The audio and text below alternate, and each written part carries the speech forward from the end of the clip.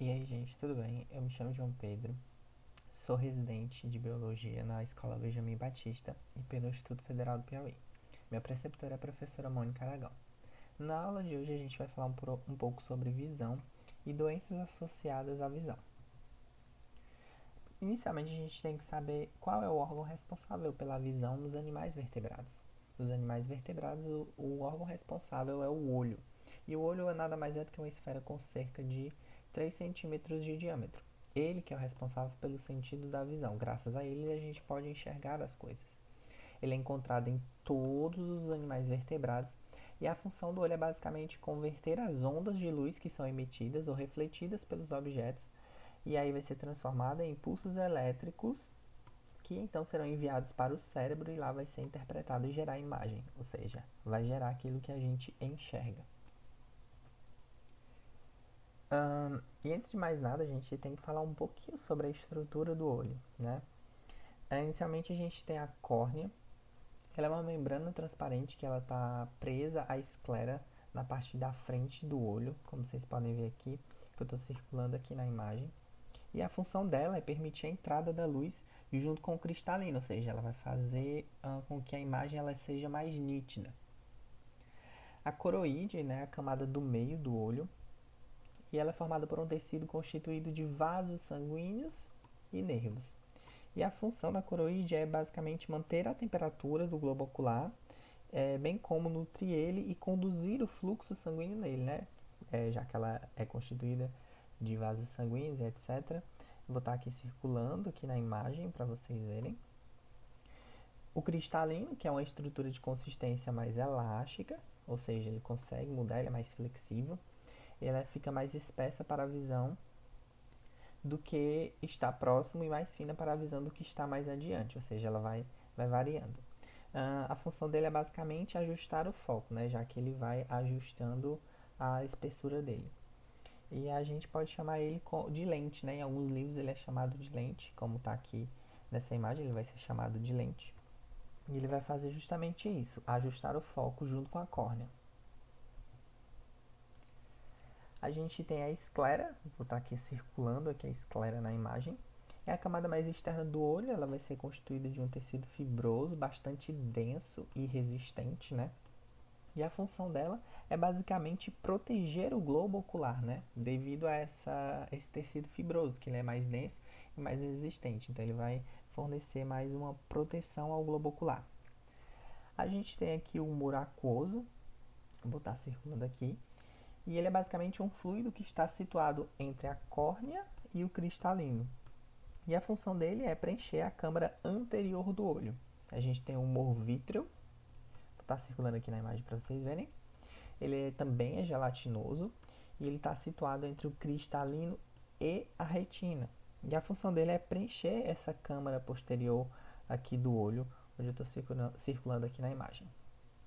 A gente tem a íris, que é a parte colorida do olho, né? E ela está situada entre a córnea e o cristalino.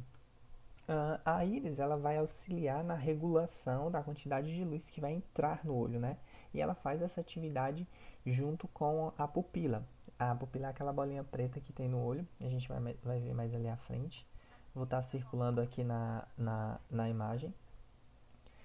E ela basicamente também vai limitar o tanto que a pupila vai poder crescer, porque a pupila ela cresce e diminui, ou seja, ela se contrai, ela dilata e depois se contrai, a depender da quantidade de luz que esteja entrando no ambiente.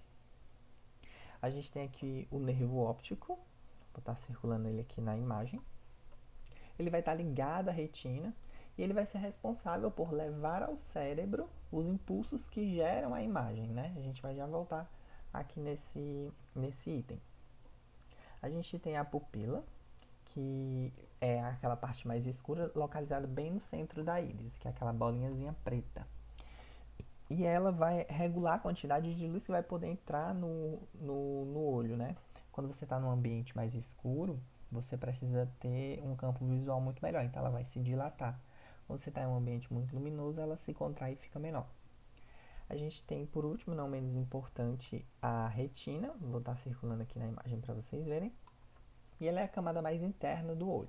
ela vai ser constituída por dois tipos de célula, os bastones e os cones, os bastonetes, né?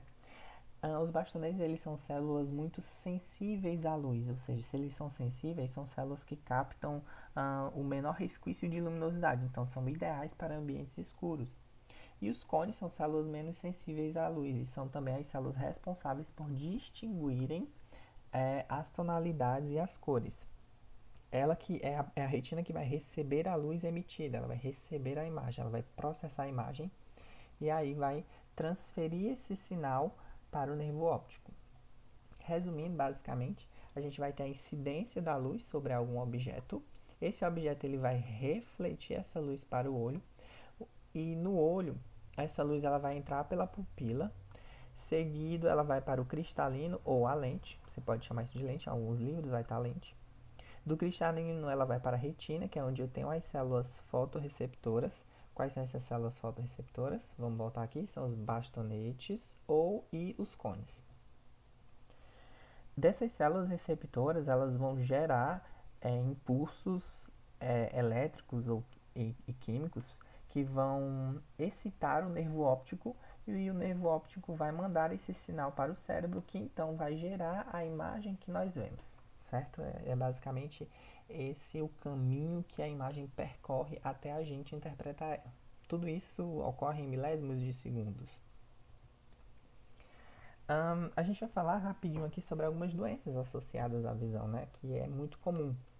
Já vamos só conceituar rapidinho, não vamos nos aprofundar dentro delas. A gente tem, primeiramente, uma das mais famosas, que é a miopia, que é a dificuldade de ver coisas que estão distantes, né? Quem não conhece alguém que tenha miopia? Aí a gente tem a hipermetropia, que é a dificuldade de ver o que está perto. A gente tem o astigmatismo, que é uma visão distorcida, ou seja, a pessoa ela não consegue enxergar direito sobre superfícies meio curvas.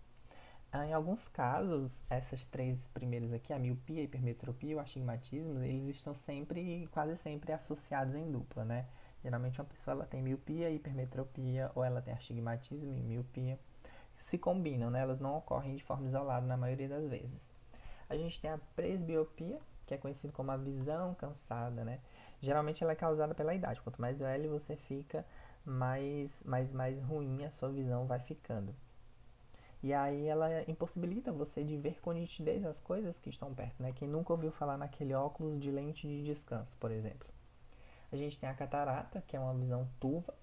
Tem o glaucoma, que é o aumento da pressão intraocular, que pode ocasionar a diminuição da acuidade visual e levar também à cegueira. A acuidade visual é quando você não está conseguindo mais ver as coisas com nitidez.